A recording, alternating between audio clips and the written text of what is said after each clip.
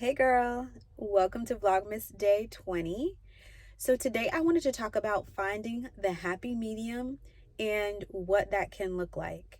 So the thing that comes to mind when I talk about this is how I used to be someone who felt like I had to consider everything that people said to me. And maybe not every person, but if it was an important person, it was an important opinion, I felt like I had to internalize it, take it in, think about it, like even if it was something completely contrary to what I think. And it's funny because the other day when I was talking about asking people questions, it makes me think about the concept of there is a way to disagree with people and not agree with the advice or input you've gotten and not need to communicate that. But in this instance, I was taking everything in, considering everything. And even if it was something I completely disagreed with, I'm upset about it now because I don't agree. And I'm now taking this thing in. Now I have to have a talk with this person later and let them know that I was feeling like this when they shared that thing with me. It was just a whole thing. And then after I went to therapy, I was telling my therapist this, and she was helping me through it. And I don't know if she said this directly, but what I decided was, and the place that I kind of came to was, I am not going to take in anything that I don't agree with. So you could be talking to me about something. Most of the time, I feel like this can end up being unsolicited in my case, but you could give me your unsolicited input or advice, and it didn't matter what you were talking about. I wasn't listening to what you said. Like, I might look at you, I might nod, and then I've immediately forgotten what you talked about to me. And it was funny because I actually started feeling bad about this because I, coming from where I was, feeling like, oh, it's kind, disrespectful to consider everything that people say, at least the people that are important to you, to literally like, I really don't care about nothing that you're saying. And I really, when I say I didn't care, I sincerely, like, I would just look and it would go in one ear and out the other. I started to feel bad about it coming from where I did, just because it was so foreign, it was so uncomfortable, it felt like the wrong thing, you know?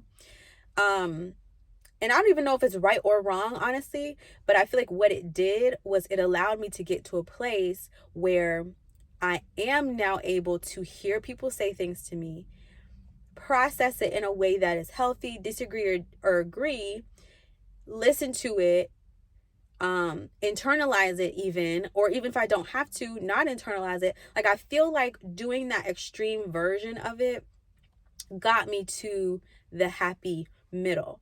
Another thing that I think about with this is Mina Irfan talks about people pleasers kind of being mean. She says a different word, but she tells people pleasers to be mean so that they can land somewhere in the middle. And she talks about how important this is for people pleasers to do, not to kind of take like a baby step approach, but really kind of take the extreme approach of saying no a lot, not allowing people to say certain things to you. Like, she talks about taking an extreme approach to it so that you can find the middle.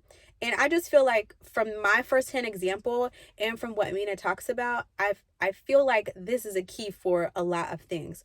Currently, what I am trying to find the happy medium in is my schedule with the kids. And so I went from feeling like 100% I have to entertain my kids, come up with things for them to do, crafts, activities, especially since I prefer minimal screen time. It felt like they didn't ask to have minimal screen time. Therefore, I have to figure out how to keep them busy, keep them entertained. To now, I feel like I'm in a place where I don't feel any need to set up anything for them. Like, I homeschool my two youngest. It's just pre-K right now, so it's very light, and I do that. But outside of that, I'm not making up extra things for them to do, making up extra work for me to do. And literally right now, I don't have anything planned for them. I mean, it's kind of the holidays now, but even before that, I was kind of like spending my day either cleaning, or sometimes I would sit on the sofa and read a book. I would put out some books for them to read on the table if that's what they wanted to do, or they had the option to play with their toys. But I was not making up and doing a bunch of extra stuff for them. And I felt like the idea of me sitting down in the middle of the day when my kids were up to read a book felt so crazy, but it also felt so right. It felt so right. And so I think that taking this extreme approach again is going to land me somewhere in the middle where I have the bandwidth and I have the energy to come up with things for them to do, figure out fun stuff for us to do together. But I feel like I needed this extreme reset to kind of help me find the balance. And so I just wanted to encourage you with that. It's just something that's been working for me. Let me know in the comments below if you can think of something that you need to revamp and you're like, maybe I could try it in this area. I would love to hear if it's helpful for you. And that's it for today's video. Please subscribe if you like content like this with a mom just kind of sharing my perspective, my thoughts, what I'm learning about womanhood and motherhood. And I'll see you tomorrow, girl.